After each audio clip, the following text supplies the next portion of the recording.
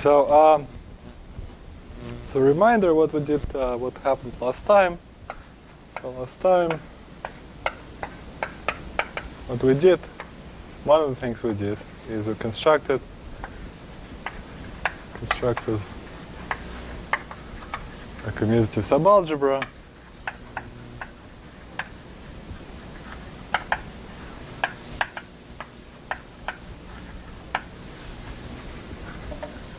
in the commutative algebra.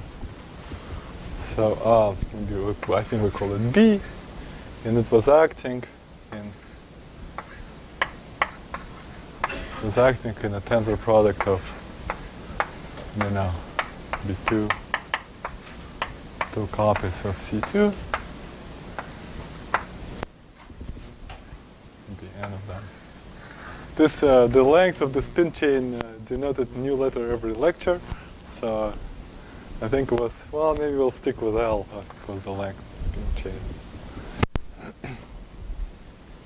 And then in the first lecture, what I said, the kind of statement we want to prove is there's some correspondence. We'll go back to this construct in a second. This commutative subalgebra will have to correspond to this algebra B will be then identified just equal equal to the algebra of just multiplication operators.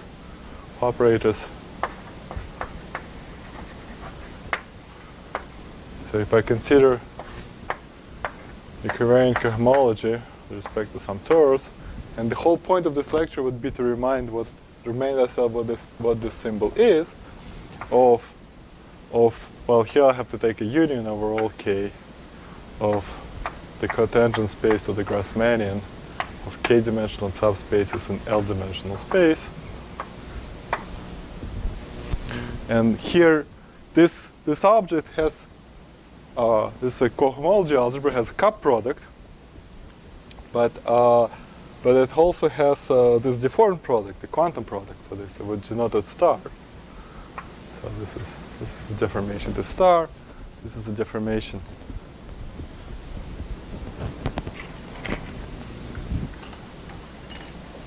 This is the quantum deformation.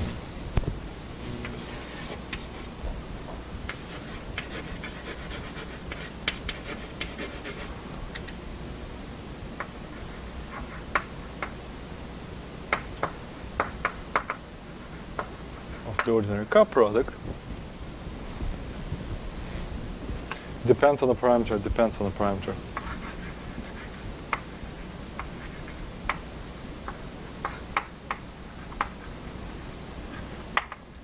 Q. Maybe Q says Q is the quantum parameter, I'll write it in red. So how this Q comes, what's this algebra, how is this algebra constructed here, and how this Q comes in is like this. We will call this space in the same vector space. We will attach some label to each one of this A1. Remember this were supposed to be evaluation representation of some algebra we called Yangian, but for now it's just a label. If you missed the previous lecture, it doesn't matter. It's just a number, a label, where this, so to speak, where this vector space sits. So we'll take this thing associated to AL, and we'll call this whole space, space V. And now we'll consider the following operator. We give ourselves another space, which will be W. This is called the physical space, where actual physical degrees of freedom of the spin chains are. And we'll give ourselves auxiliary space, which will also C2, and this will be a parameter attached to it will be U. And so now we'll take this operator TU. This is the trace over this auxiliary space W. Now in this space we can act by an element that commutes with the R matrix. I think we denoted it G. And this is, since G has to do with Q, maybe I'll keep highlighting this in red. Try this red maybe. So there was this G that acts in W. Maybe I'll write it, since it acts in one tensor factor, not in the other, I'll write it like this, G tensor 1 maybe. And then the R matrix associated to the W. I'll remind everybody what this thing is. And so where G is an element in, G sits in GL2, so the G will be matrix. Well, we can take diagonal, and we can also scale it. So the only interesting degree of freedom is this degree of freedom, Q. This is G. And this R matrix, this was a product. It was a product from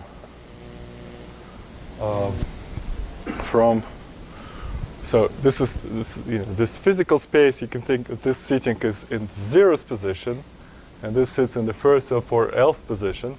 And so then we permute successively this auxiliary space past all this, past all the spin degrees of freedom. So this is, if I start from this, I write R matrix of 0, 1 of U minus A1, and so on, R 0 L U minus AL, where finally R of some U was 1 plus permutation, write it like this, over U.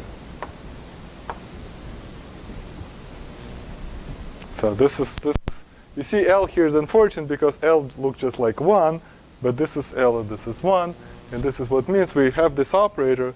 This is a basic solution of the Yang-Baxter equation. In fact, this is a solution written by Yang, Yang's solution, or by Yang and Yang, I don't know.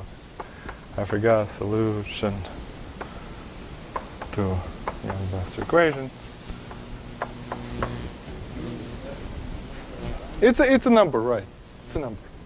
And so this, and the statement, so the statement from last time was that, so the statement, this solves the Yang-Baxter equation, and also G tensor G commutes with R. So diagonal action of G commutes with this, obviously, because G is this operator is composed of the 1 and the permutation. So if you act diagonally by a group, it obviously commutes with this. And so the statement from last time is that this Yang-Baxter equation and this relation then imply that this commute for all values of U. So this is this commute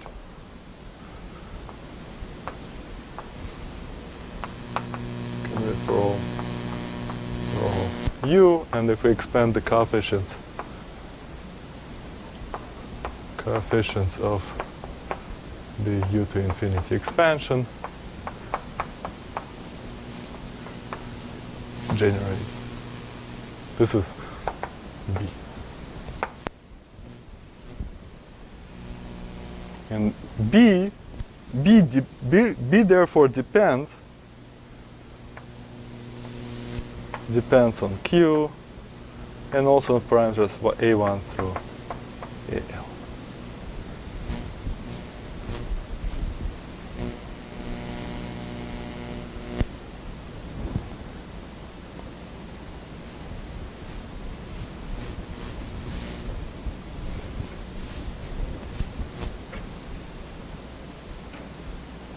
So this is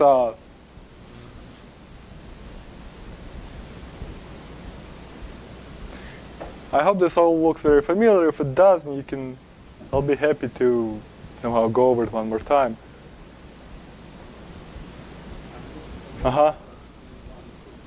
Just permutation. So R acts, so this is a tensor product of many spaces.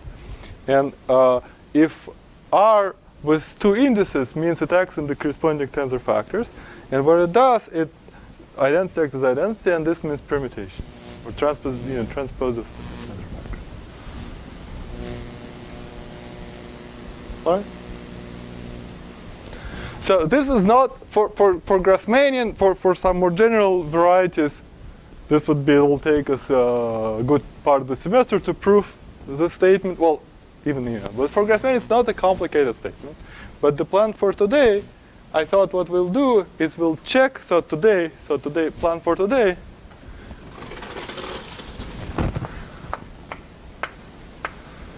Today, makes sense. Make sure this makes sense.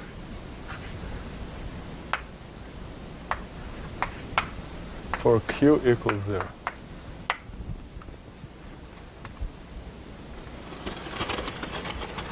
So it means on this side of the board, we're talking about the ordinary cup product. And on that side of the board, things will also simplify, as we will see in a second. And the main reason for going into this is just remind ourselves the definition of Ukrainian homology, because it's mostly it's mostly a matter of definitions. Okay. For example, the variables a that sits there, they're in the ring of scalars here. At the coordinate. Right. But somehow to get started, let's first see what's going to happen. What's going to happen on this side? If Q equals 0, means, well, instead of the trace, we just take the.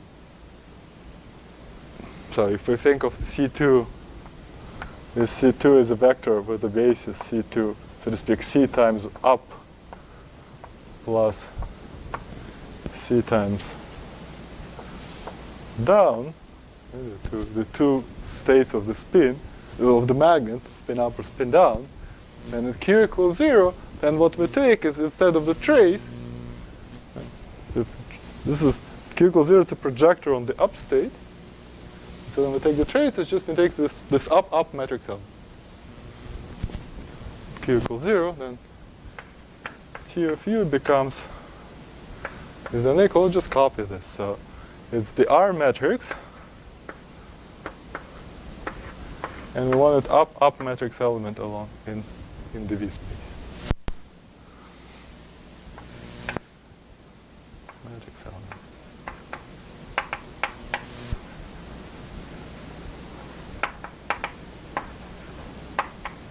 In the W space. Yeah.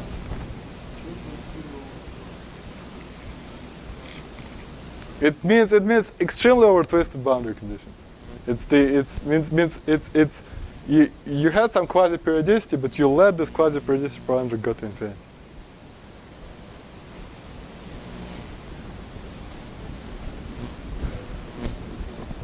No, lattice is finite. Lattice here points that the length of the lattice here is the size of a Grassmannian here. So this statement is true in finite size. Just in this family of commutative algebras that depend on parameter usually assumed to be invertible. But if you have a family of commutative algebras, you can, if you have a parameter, then you can take a limit, and there's no way for an algebra is in particular linear space, and there's no way for linear space to go. There has to be there has to be a limit. And this is quite precisely is this thing generated by this, just the up matrix element. And so how does this thing act? So if I have let's just get some feeling for it. So suppose I start with so I start with this sort of configuration, which just maybe I should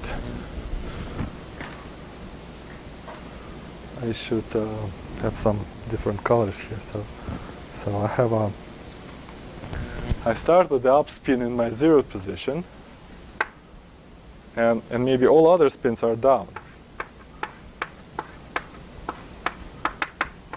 So this is my 0th position, this is the first, and this is the else position. then I apply my R matrix.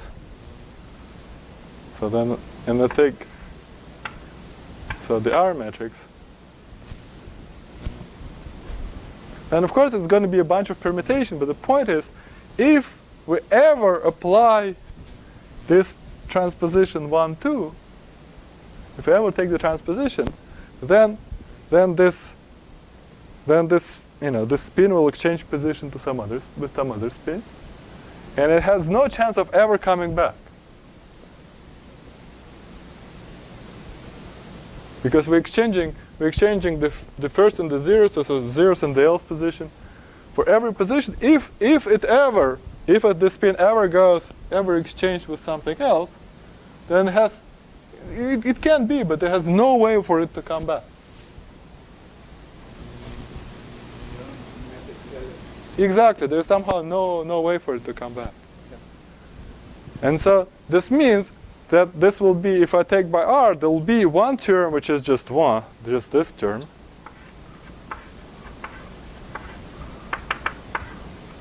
Plus a linear combination of terms where here is a down spin. And then of course it could be, the up spin could be sitting somewhere we want. But point is that this don't contribute. This matrix element don't contribute. With some coefficients, some linear combination of this don't contribute.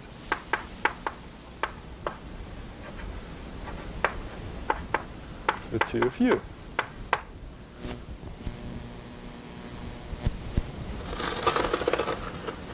So the conclusion that T of U, with this simplification, T of U, if we act on the state with all spins down, then it just is the same state with all spins down. Which is, of course, could be, of course should be expected, because after all of this operator commute with the operator that the total magnetization, and it measures the number of spins down, or spins up. So if you had the state with all spins down, there's no place for no other place for the state to go. But let's see what's going to happen. So, now suppose we now have among the spins we have some spin up. Let's see what's going to happen. Suppose we start with a state where there was so this spin up in my zeros, again my zeros position, and then a bunch of spin downs. And then a spin up.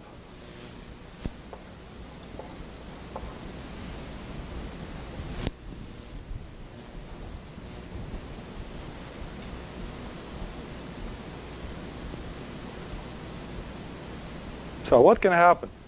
What can happen is this. So if I take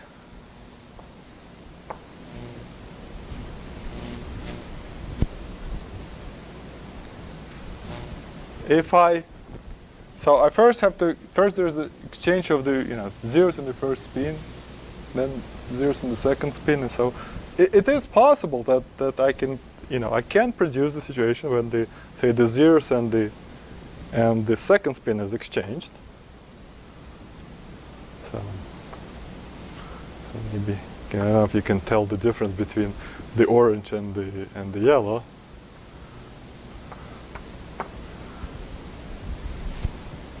This is by exchanging this two. So I could change this too. So this is so to speak, this is part from R02.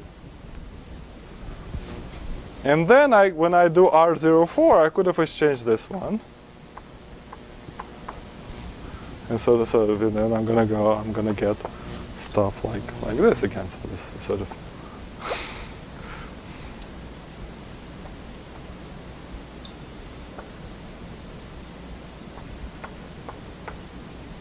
how many spins total I have here? So 3 more.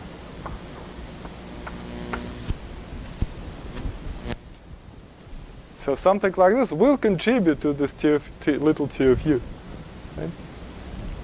But the point to notice here is that this spin moved, so the result of the spin up moved to the left.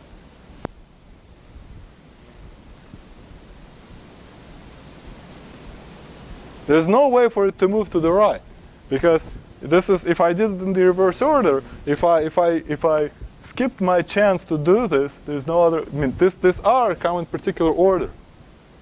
And so this can be done, if something like this happens, that means the spin moved to the, so this means this spin up moves, so the conclusion that spin up moves to the,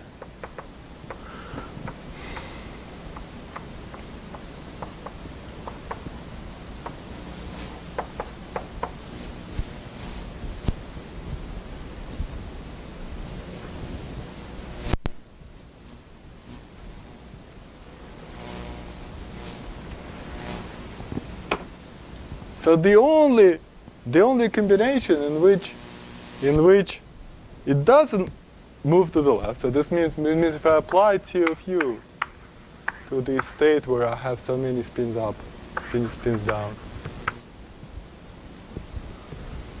here's spin up, and there's 3 more, right? Then I claim then I'm going to have a multiple of this plus something which is in some sense smaller. So my matrix pointed at this T of U, somehow where I'm driving, the claim to which I'm driving, this commuting family of operators will be triangular in this basis.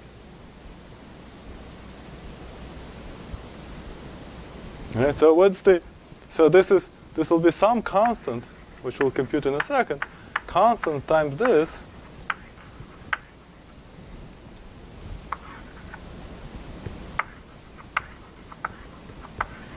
plus smaller.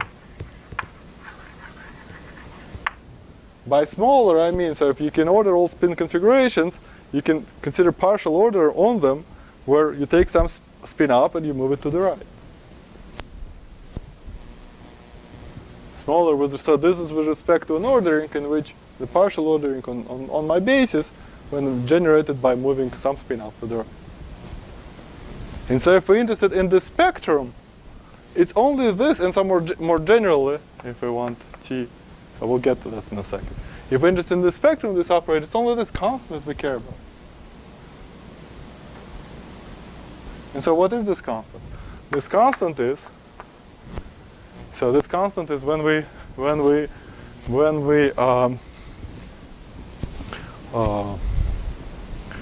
so what does it mean? That means in this process, when we take this auxiliary space, we have to use the density every time until we get to the spin up, and then we get 2 spins aligned, both aligned up. So we cannot use either the density or the permutation. It's going to be the same. This is going to be the same thing. So the constant, I'm saying the constant is going to be 1 plus. So if this was on the kth place, then the constant will be 1 plus 1 over u minus ak. Or usually people write it like this, u minus ak plus 1 over u minus ak.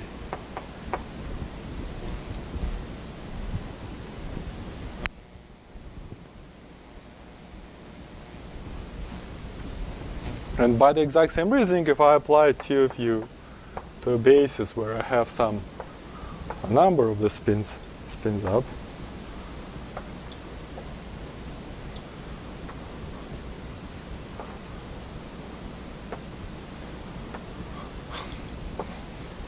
and they're in position maybe K1, K2, K3, then this would be product of u minus aki plus 1 over u minus aki times this guy, and the same again, plus smaller.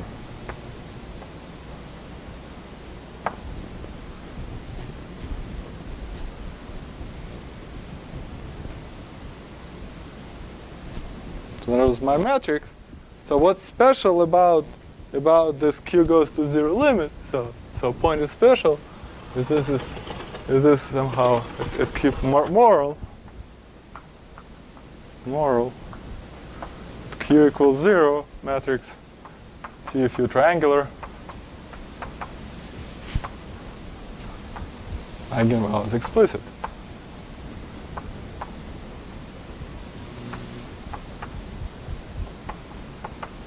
In general, the eigenvalues of these operators may be computed. They're somewhat intricate. You have to go, I mean, they're given by something called beta equation. It's not like they're not, they're not rational functions of the AKs, for example.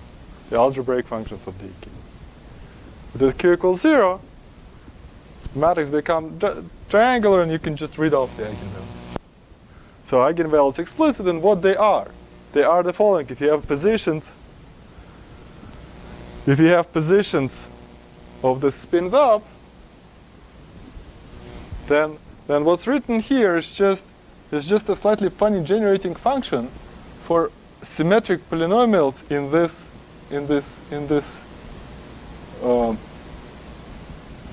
like if there was just so in fact what they are, I'll write down this symmetric polynomials. There's symmetric polynomials in the function a, and then computed in positions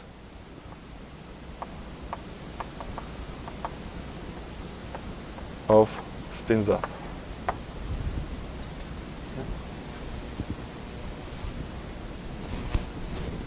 Meaning, so this algebra B is generated by coefficients of the expansion u to infinity of these guys, and so then if you expand this in u, so then would be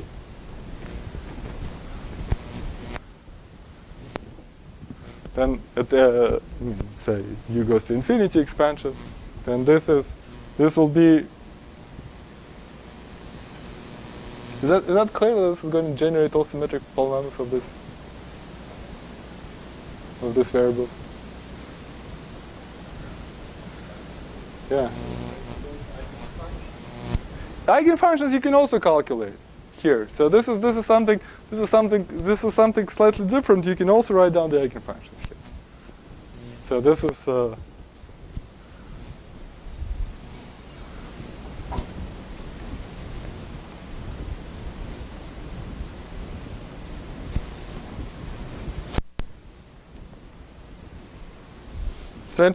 in fact, in some sense, so how does the beta ansatz work? Beta ansatz works, you write the eigenfunctions, and the eigenfunctions you sort of write, and this gives you a general form of the eigenfunction, except they depend on some parameters which you have to find, and those are the beta roots. And so you always have a formula for eigenfunction, except you don't know what the values of those beta roots are. But here it's explicit, so if you have this explicit, but in fact, here the better formulas for it. At this limit, there are better formulas for eigenfunctions than the beta ansatz. Okay? In other words, again, so moral, the spectrum, if we're interested in the spectrum of this system, then the eigenbasis is formed, so maybe so basis is formed.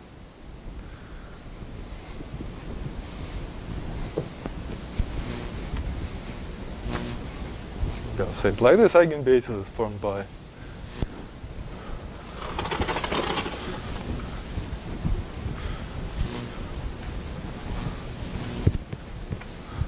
moral. Again, there'll be a second moral. Say moral prime, continuation of the moral. Continuation of moral. Eigenbasis.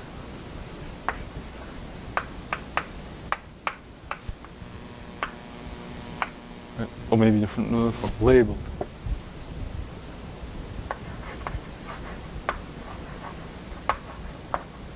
By subsets, all possible subsets S in the set from 1 through L.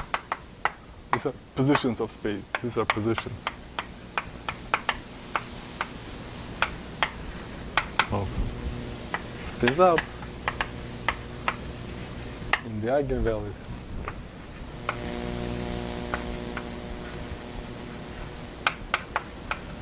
Symmetric polynomials in A of I, where I is an S.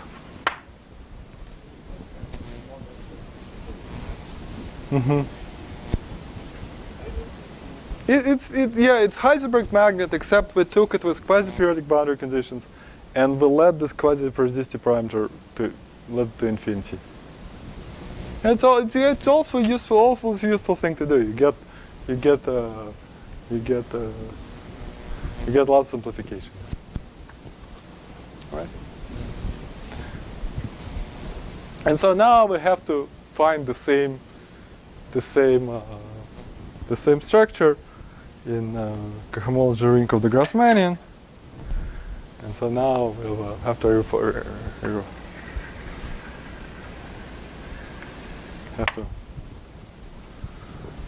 remind ourselves what is a covariant cohomology. So start with so we'll talk about the covariant cohomology.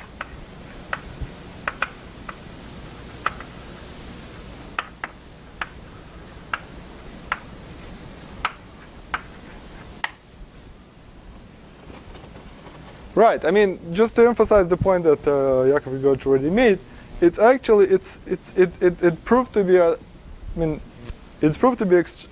a useful way of thinking about about the integrable system, is that if you have this parameter, the twisted boundary condition parameter, which you often do. Like I said, typically people think about this parameter as being close to 1, whereas in fact, you get a lot of mileage out of thinking of this as being at infinity in some sense. And so this is right. So covariant cohomology, what is it? So we consider X. X in principle could be some topological space, but we're going to make a simplifying assumption. So in fact we start with G. So maybe we'll start with a group G. So we'll start with the group G. G would be a Lie group. In fact, we're not going to see any other Lie groups. I mean, it's just useless to see. For the purpose of discussing, in fact, it will be a product of C stars, some number, whatever it is. Or if you're trained at topology, you can replace this group by its maximal compact subgroup, so U1 to the same number. So connect with Lie groups. So we're not gonna.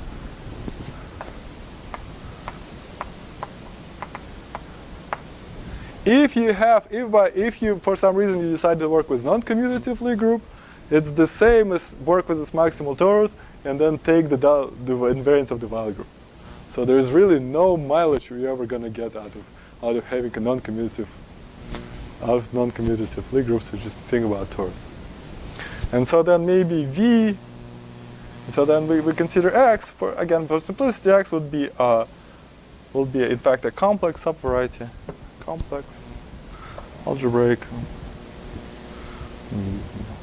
quasi opens in a linear representation of G, as we make this assumption.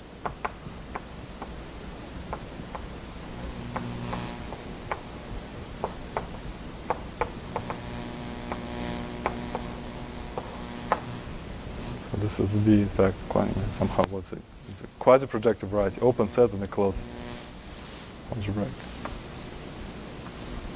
First is algebraic and quasi-projective. Linear complex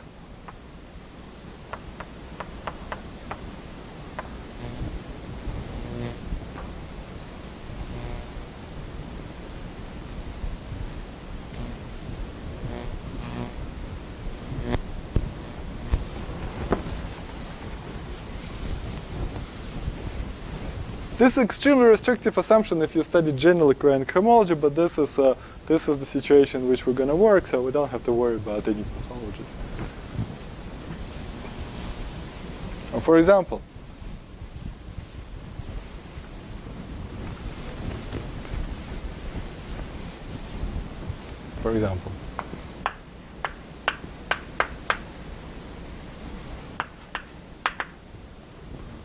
G could be G could be, well, maybe T.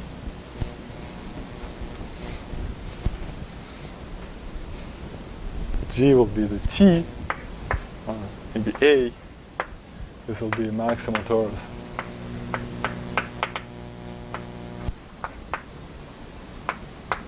In GL LC. And then I take X will be the Grassmannian of K planes in L-dimensional space. And this sits where? So this, by definition, Grassmannian sits in, if I have a K-dimensional subspace, it defines for me, it's Plucker embedding, it's this K, it's like, so if I K-dimensional subspace means it's a, it's a K by L matrix. And all minus of that is what defines the Plucker embedding. So it's the projective space of the kth exterior power of this defining representation.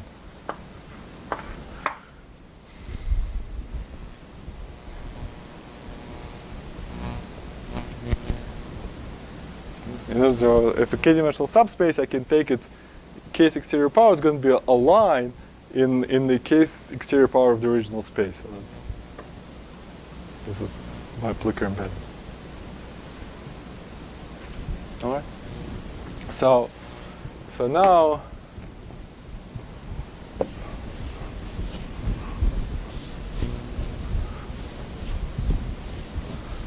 one defines. So this is, I think this definition goes back to Borel. That one defines X, G, homology, Ukrainian homology, of X. Maybe. Let's work with Q coefficients. In enumerative geometry, we're quite happy with Q coefficients. So this is by definition. So somehow. Well, first I'll give you the definition. It's gonna, if you haven't seen it before, it's gonna look scary, but it's really not. So it's the ordinary cohomology of a space, which I'll denote maybe xg, or xg, again with Q coefficient, where xg is the space like this. So you take x, you cross out, you multiply it with this EG, which is a contractible space on which, so this is a contractible space in which the group acts freely, and then you mod out by G.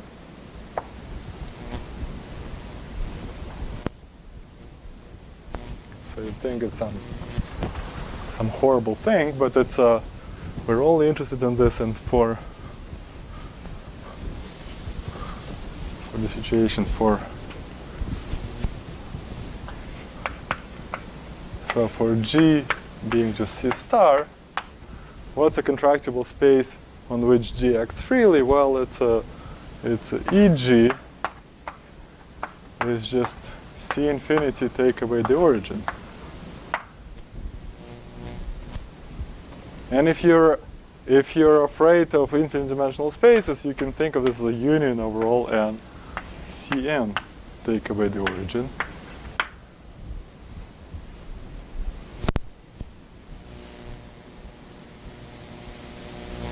And so then, what is this thing? What is this thing xg? Xg, by its construction,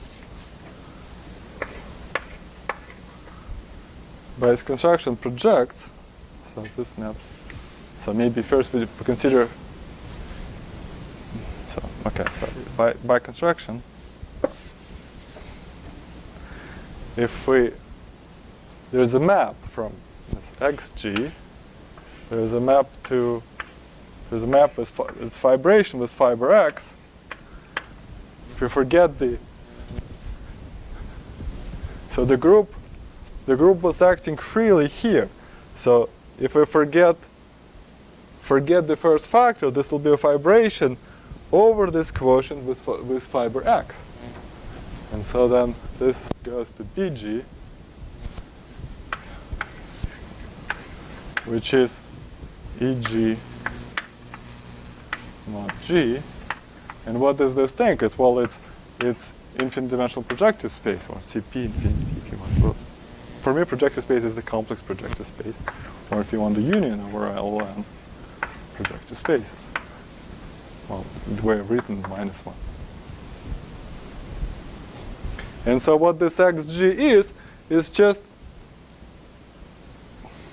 think about this definition. This XG, it's an X bundle over projective space, and what is it? It's the XG is the X bundle over P infinity associated to O1.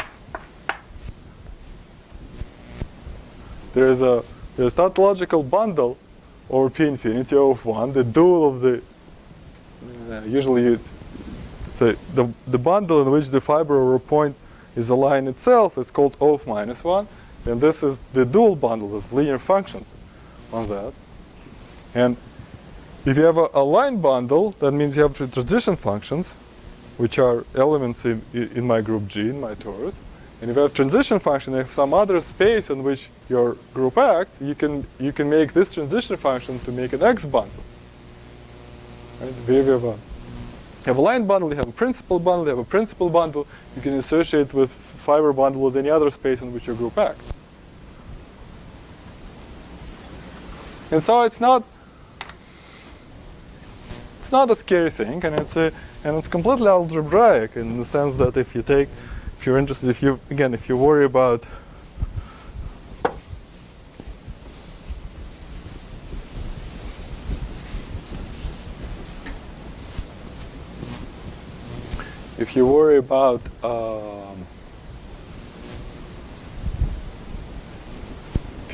infinite dimensional spaces, well, you can say that this, in fact, the homology of this, the Ukrainian homology of X, you can approximate by the same construction over just this finite dimensional thing. So this is the limit. This is the inverse limit in the category of graded algebras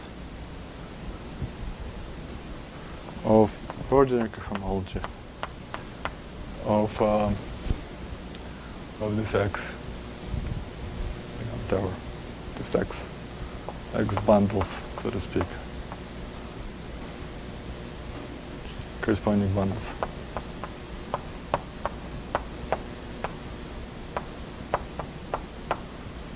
Over P.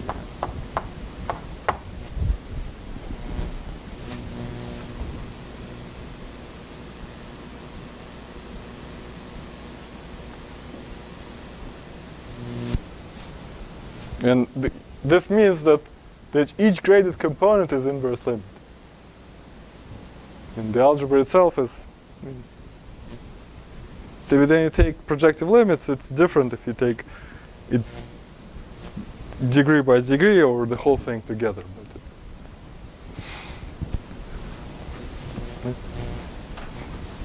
And so in particular,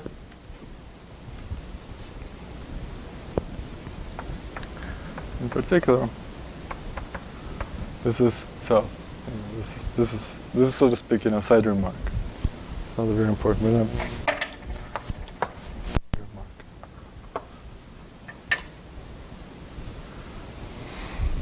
In particular, this Ukrainian homology is an algebra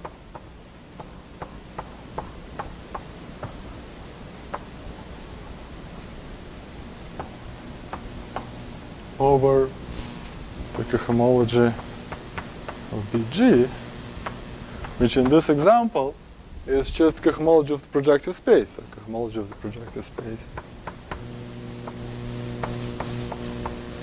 which is, of course, just polynomials from one generator, T. So the hyperplane class.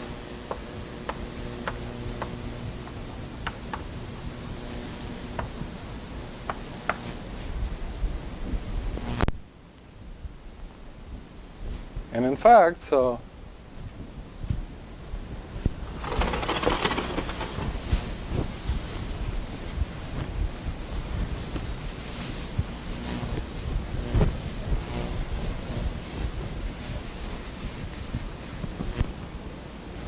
in fact, this t, we should really think of t as, we should really think of this as functions on the Lie algebra of G.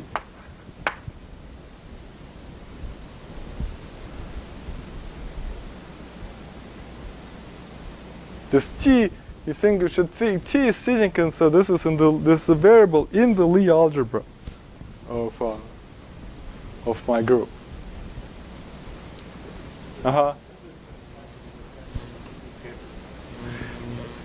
No, of course E only depends on the unique up to homotopy, but then somehow, yeah, it doesn't depend.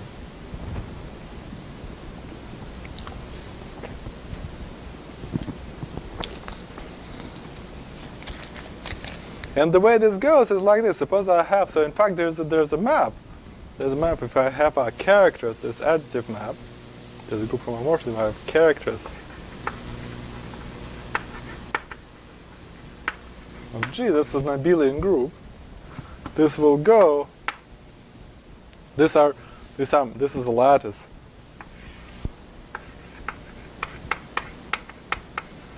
Lattice inside Lie G dual. And this would go into H upper 2 of BG.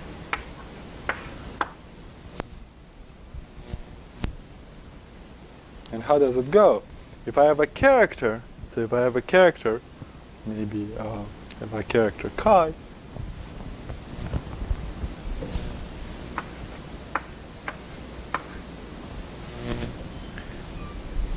then if I have a character, so if a character,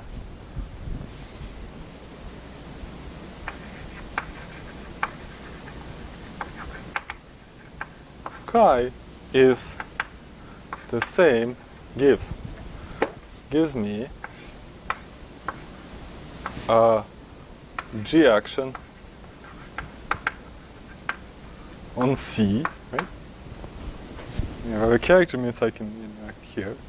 Then means I can form, since I can form, so if I have a G action on C, I can form a line bundle over by this construction. So if I have something, if I have a representation of my group, I can form a line, gives me a line bundle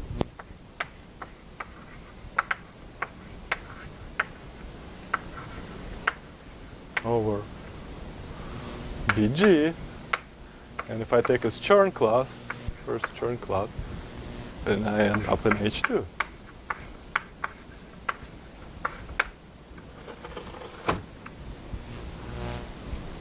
The first Chern class is just the zero locus of a holomorphic section.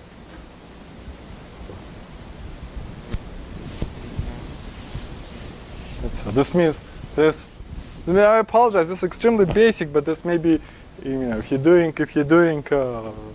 quantum integrable system, you may not know what the first Chern class is, but it's no big deal. So it means.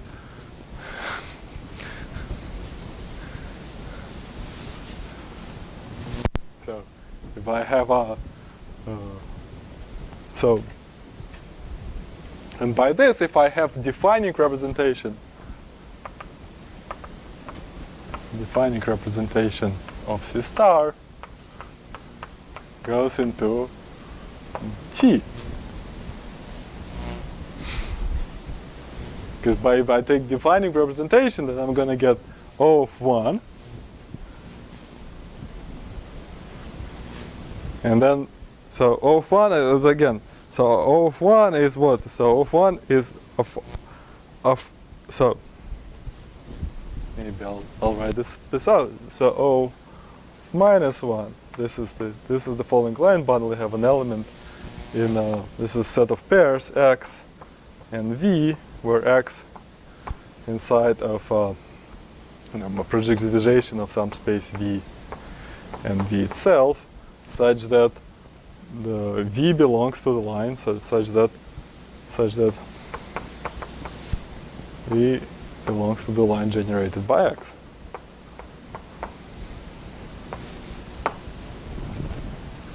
And then O of 1 is the space of functions, linear functions.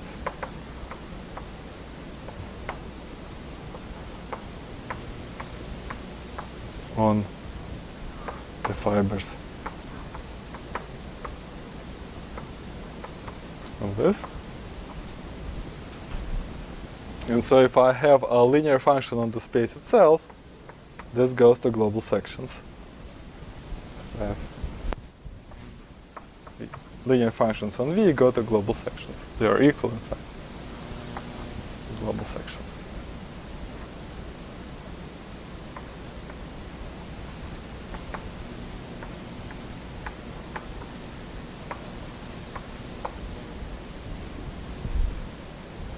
So if I have a linear function on all space, in particular restricts to a linear function on every line. So this is a section, and it vanishes exactly as first. It vanishes exactly on the hyperplane, and so that's this map. It goes from sense O of 1 to hyperplane, and this map is additive because if I have a power of a section, that's a section of a power of a line bundle corresponding to a power of character, and so this is a homomorphism of abelian groups.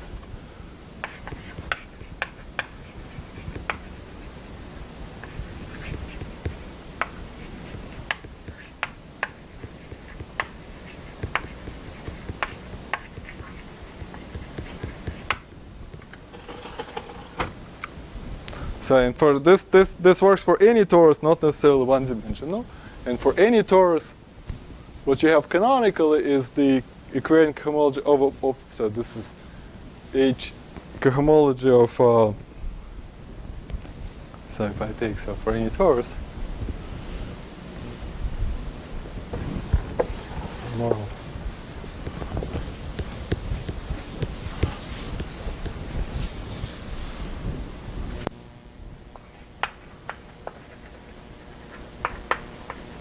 Torus G, cohomology of the G, it's the same as Ukrainian cohomology of a point.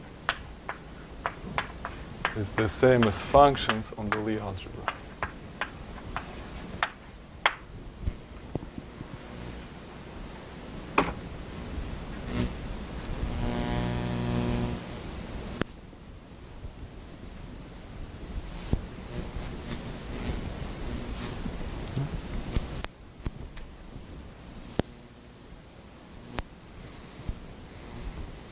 Okay, so what can we how one supposed to think about the Ukrainian homology of some non-point like space?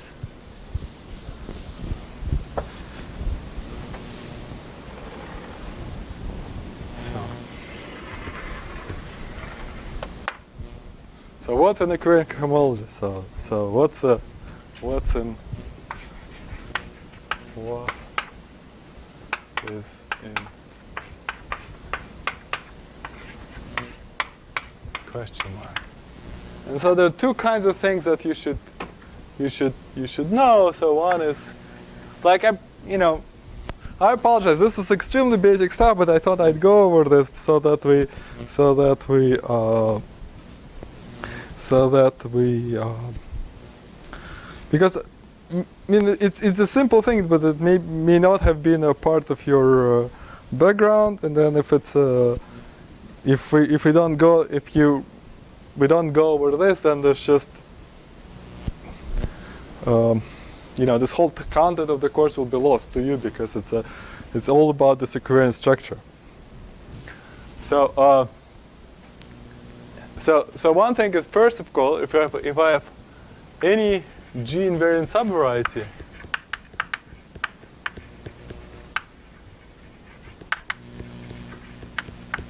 subvariety Y defines in X defines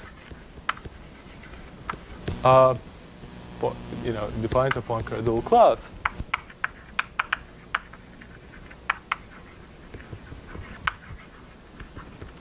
In H, G, and here 2 times the codimension, the complex codimension of Y. And how does this go? It's because by construction, because then YG is a subvariety in XG. If G was a right?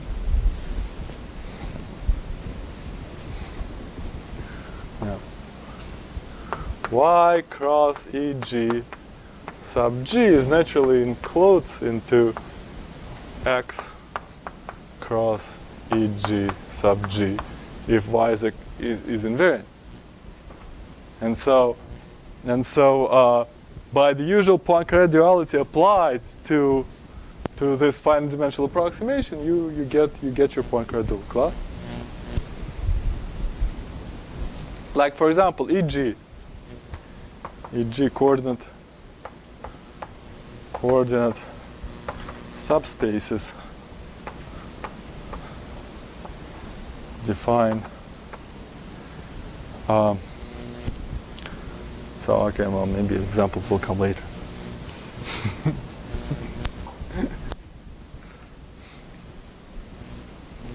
So okay, so somehow okay, well coordinate subspaces. E.g. coordinate subspaces define classes.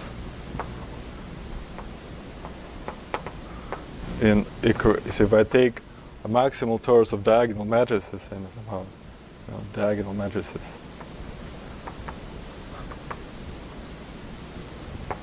of projective space.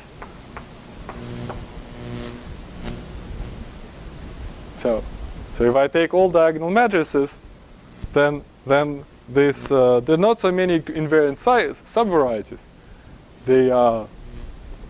They basically have to be coordinate subspaces, and so. But then the point is that in ordinary cohomology, all hyperplanes are the same. All points are the same. Here, all points are different. All hyperplanes are different. They're different classes. Because, like for example, they cannot be, like I don't know, one cannot be continuously deformed into the other, G covariantly. They define this. The image only, of course, depends on the homotopy class. There has to be homotopy class G covariant homotopy through. And second thing, if we have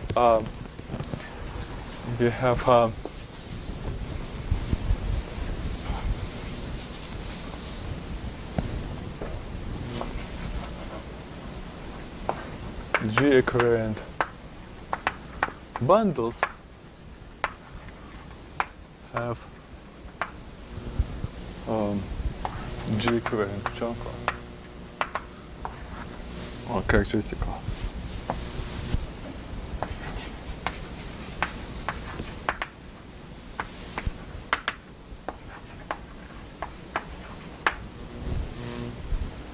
Namely, because if I have a bundle, what's a bundle over X, and this is G covariant means, what it means with vector bundle be G covariant means Gx on the total space of V, which is X by linear transformation on the fibers. And so then if I consider Vg, then Vg over G, Xg is also bundle.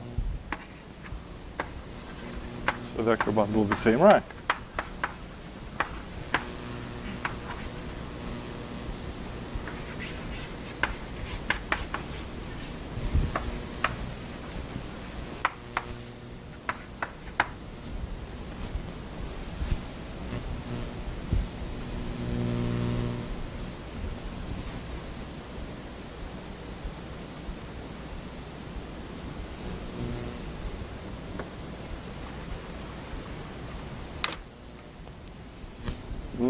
somehow. This, just like this inclusion map, as long as this is an invariant subset, was somehow descended to the quotient, the same thing, projection map also the same way descends to the quotient, defines the vector bond.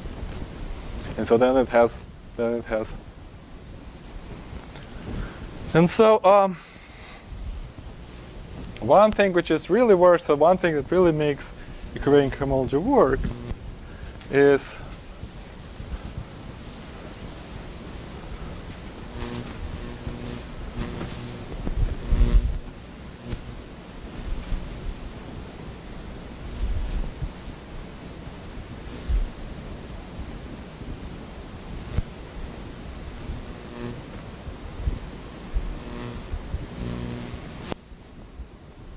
right, I forgot to say one kind of important theorem, but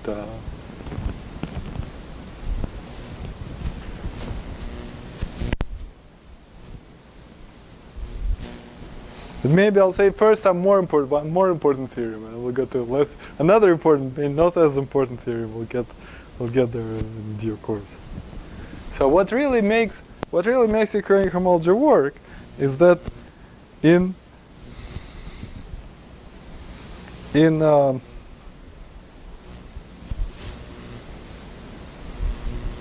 Ukrainian homology, even points have a lot of structure, because you see the Ukrainian homology of a point is a big ring, and so point has a lot of structure in Ukrainian homology, and so things which you think extremely somehow stupid, maps that were completely stupid in ordinary homology, in Ukrainian homology they become very powerful. So we will now maybe focus on just so to speak, So now we will consider. So now we will specialize to the case. Now we'll take X to be our famous Grassmannian, and the group G to be the maximal torus. Just diagonal matrices. Diagonal matrices inside GLN, GLL. And so then, look at the fixed point set. Which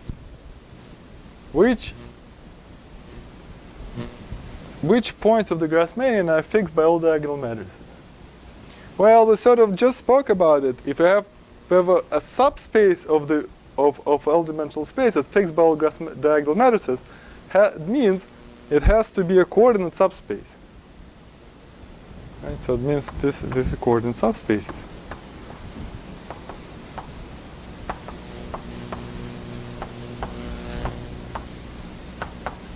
In particular,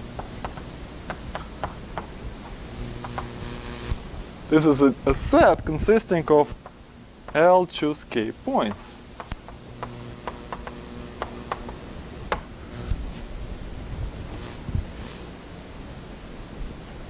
And because if I have to choose a K-dimensional subspace spanned by coordinate vectors, then there's L choose K ways to do it. And so, if I now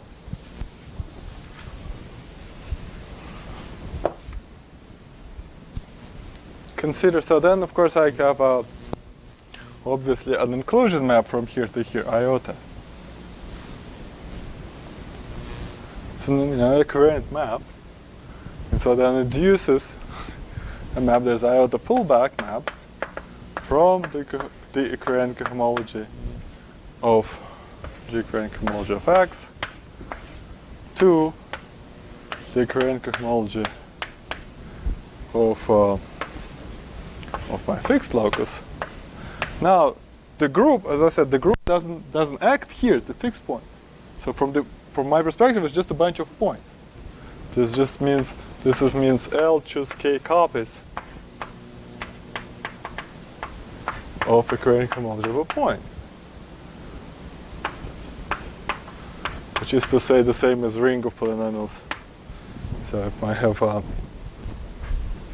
rings of the Lie algebra of G, and my Lie algebra I will denote as a set of matrices with eigenvalues A1 through AL. Right? So that's to say these are polynomials in this. In ordinary cohomology, this is extremely stupid map. Right? In ordinary cohomology, it's just these are points, and 1 goes to 1, and everything goes to 0. But in Ukrainian cohomology, this in fact, so in Ukrainian cohomology,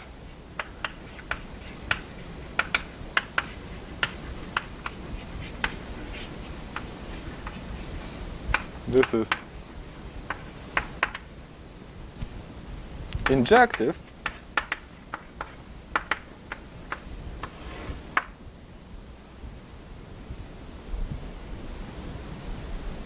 And in fact,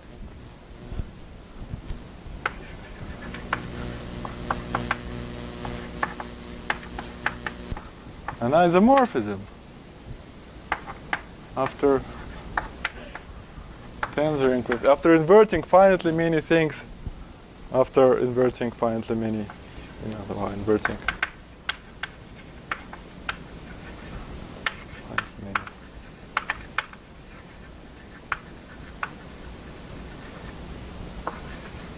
AI minus AJ. In fact, well, the way I've written here, you have to invert them all.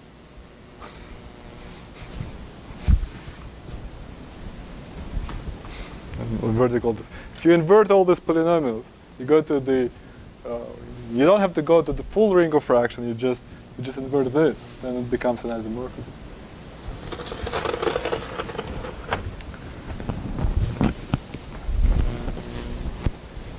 And to see this, so this is a special case of a very powerful theorem of IT and Bott. And incidentally, this paper by IT and Bott is called like Moment Map in Ukrainian Cohomology. It's just great reading. If you never read it, I really recommend you read it. You can find it online, and it's really a well written paper. So.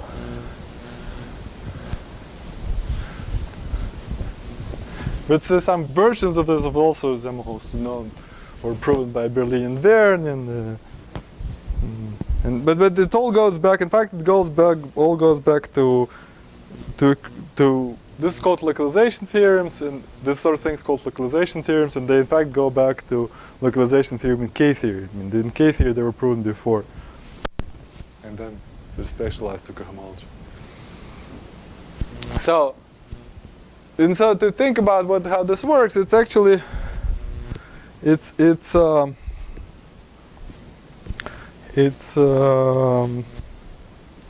should maybe think a little bit what this map iota does. So what does iota do?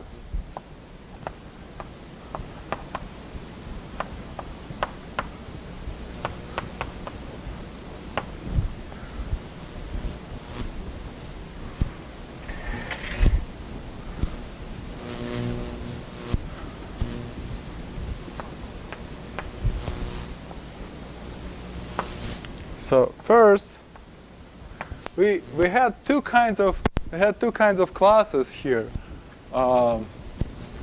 We had two kinds of classes here: classes of subvarieties and characteristic classes of bundles. It's easier to start with. So if I restrict, so for characteristic classes of bundles. It's just it's a tautological thing. So if I take a characteristic class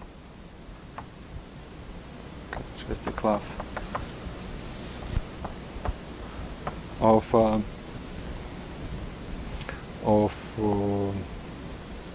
some bundle, well, this is just the corresponding. What you do is you take your bundle, you restrict it to the fixed point set, and you take its corresponding characteristic class.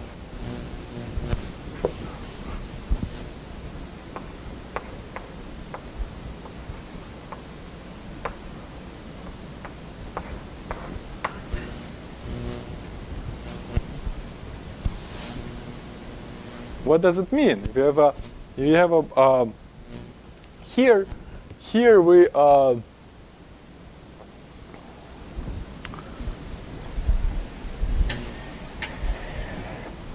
So here we here this the fixed point set. Sorry, this fixed point set. Here this fixed point set is just a bunch of points. And so once you restrict a bundle to a point, what you get is just here is here this set is just points. So this is just a representation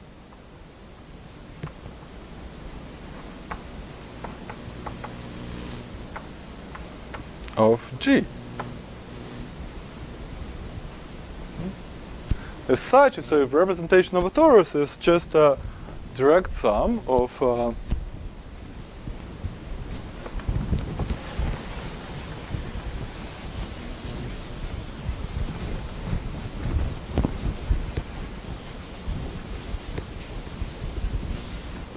so if you take V and restrict to a fixed point, this is just, as a representation of torus, just a bunch of weights. It's direct sum of C with some weight.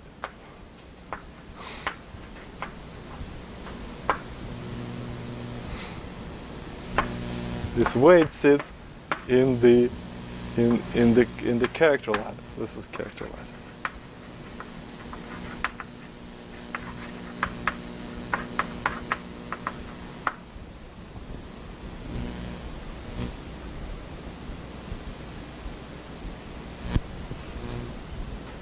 Right? And so that means when we go to associated bundle over BG, this would give just a direct sum of the corresponding O of that same weight, now considered as a bundle over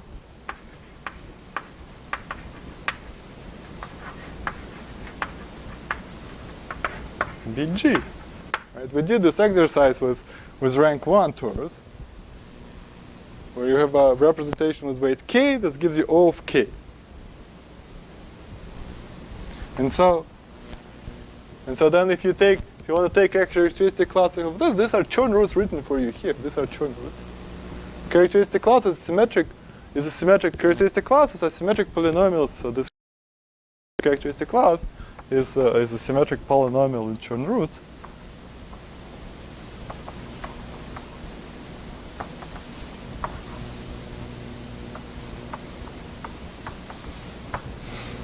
And Chern roots are fictitious objects such that symmetric characteristic class has symmetric polynomials in them.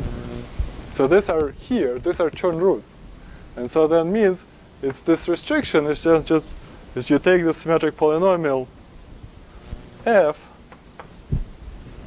and symmetric polynomial in f in the weights of V restricted to fixed xg.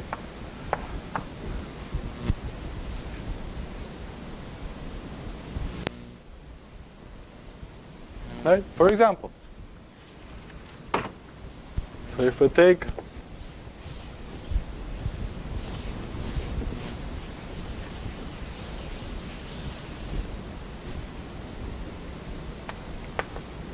e.g. take the tautological bundle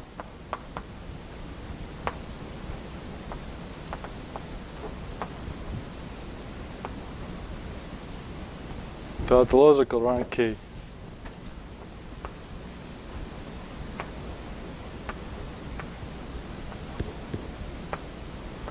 over the Grassmannian,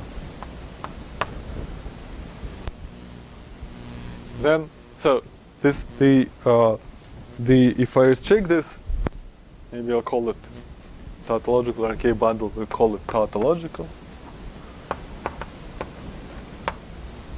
Then if I restrict this bundle to a fixed point, which is the span of maybe EK, E1 through EL will be basis in which these matrices are diagonal. So if we restrict the span of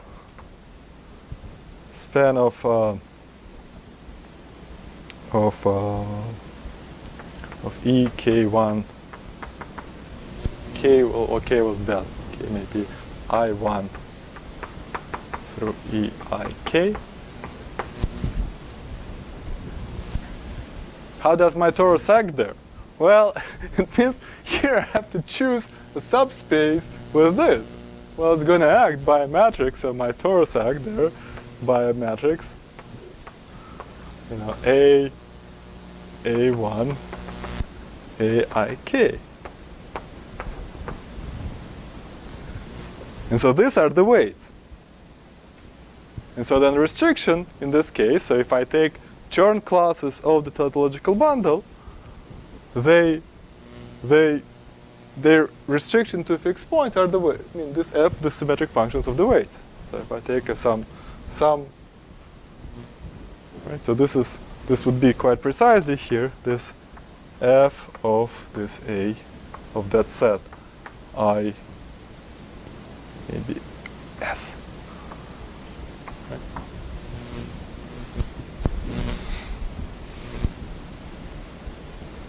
So you already should, I mean, if you remember anything from an hour ago, you should instantly recognize this structure.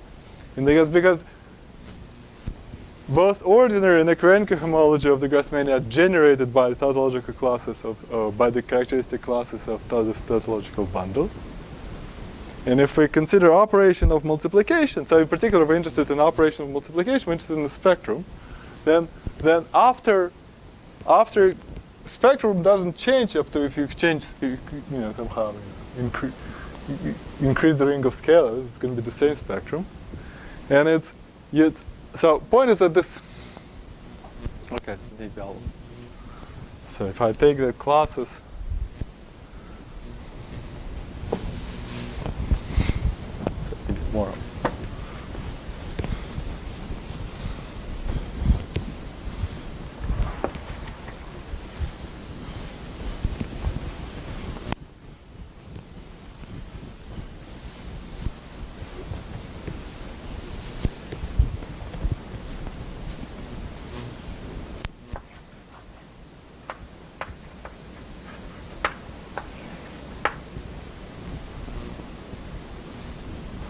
The map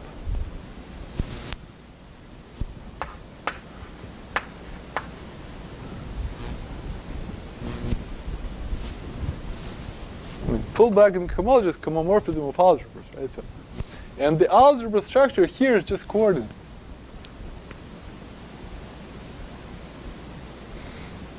Right? I mean, this is a bunch of, well, I will somehow. Okay, so maybe I'm not going to try to explain everything I was planning to explain today, but let's just somehow assess what we've learned. Maybe 10 minutes is enough. So then, this is the homomorphism of algebras. Okay, everybody agrees that fullback and cohomology is homomorphism of algebras. Now, what's the algebra structure here? It's just the space is, disjoint union of a bunch of points. So the algebra structure here is just coordinate. You multiply coordinate-wise. In particular, if you were interested in operation of multiplication, so this map iota diagonalizes operators cup product. Clear?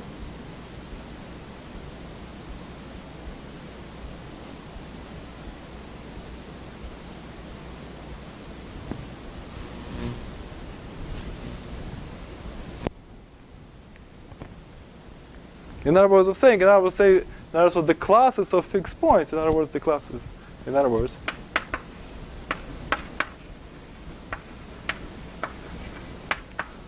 classes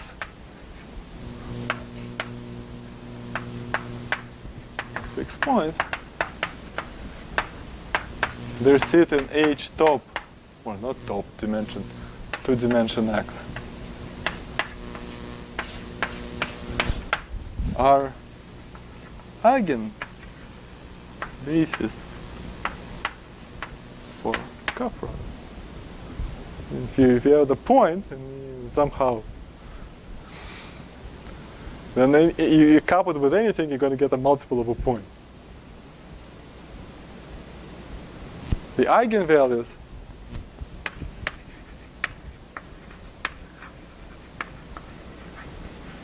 they're indexed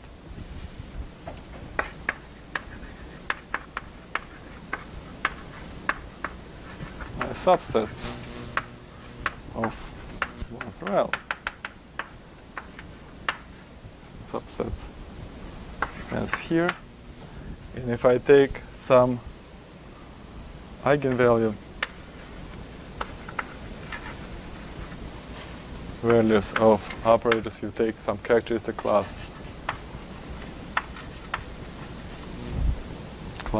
of that logical bundle, and you couple it are the corresponding symmetric polynomials in F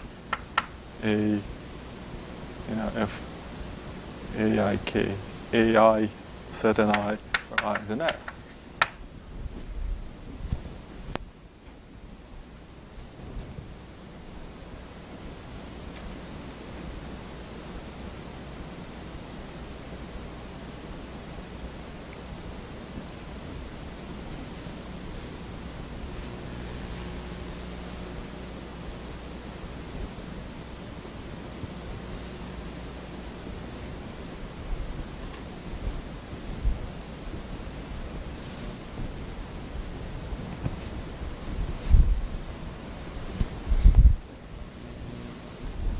And so this, of course, generates in fact. I mean, kind of obviously generate if you look at this.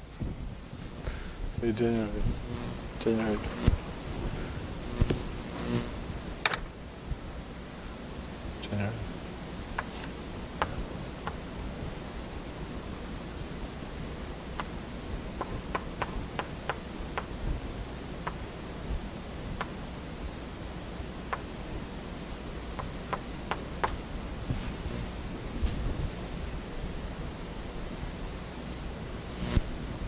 In fact, not generative and span. So this is an algebra, so this is span. The cohomology of this is a quotient, which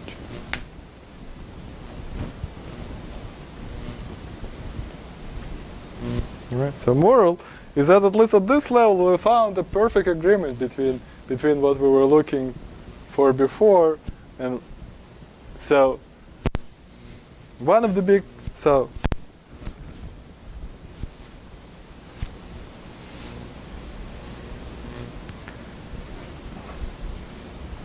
at least in terms of indexing of the eigenfunctions, I mean, like eigenfunctions we had two commutative algebras, and we identified their eigenvalues and eigenfunctions. So we did pretty well. And then big question for the future. So I was gonna, well, I don't know, maybe big somehow. Question for the future.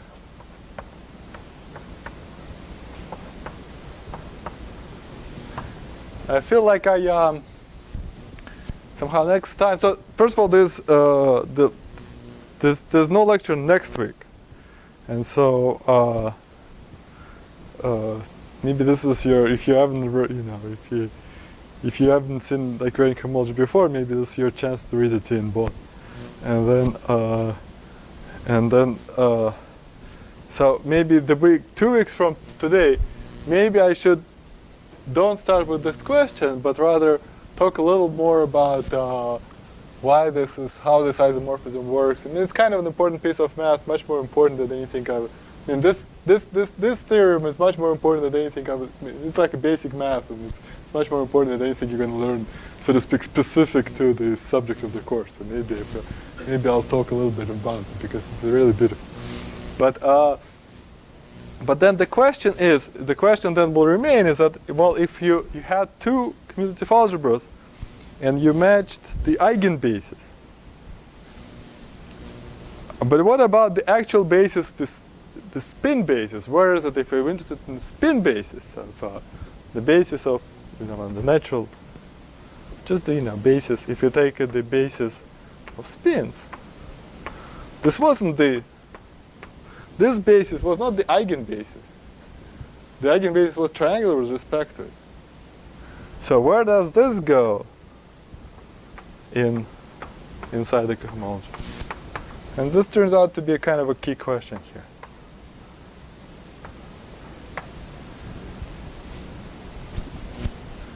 So to have some geometric control, or where is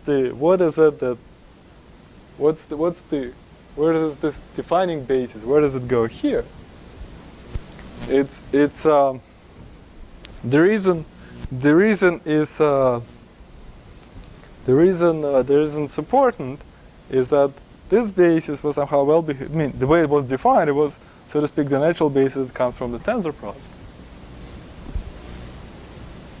And we would like to have something like a tensor product type construction here, which somehow it's not the obvious line. Like, for example, it's not the, it's clear here we see that here when we look at this, we know that it's not the eigenbasis. The operators were triangular but not diagonal on this basis.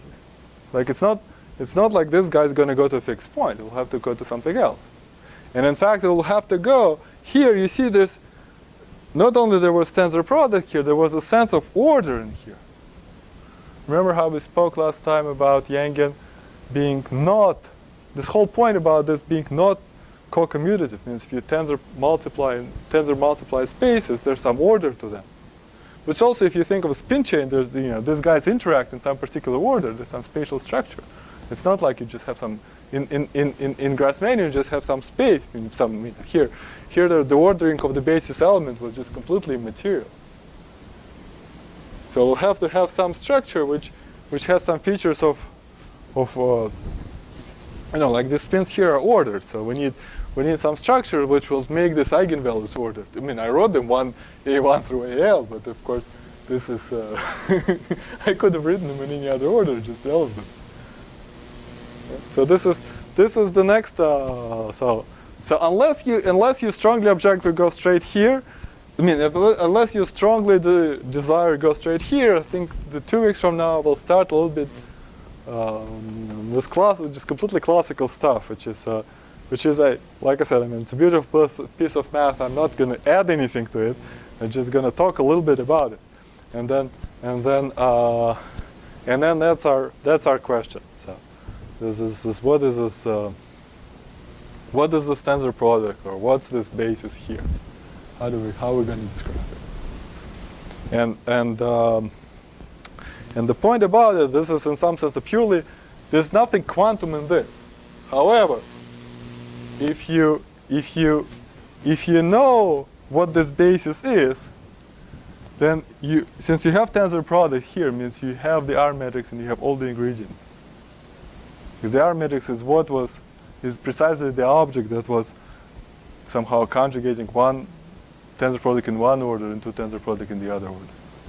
So it turns out to be all these questions relate to entirely classical cohomology. There's no Hallmurph curse yet.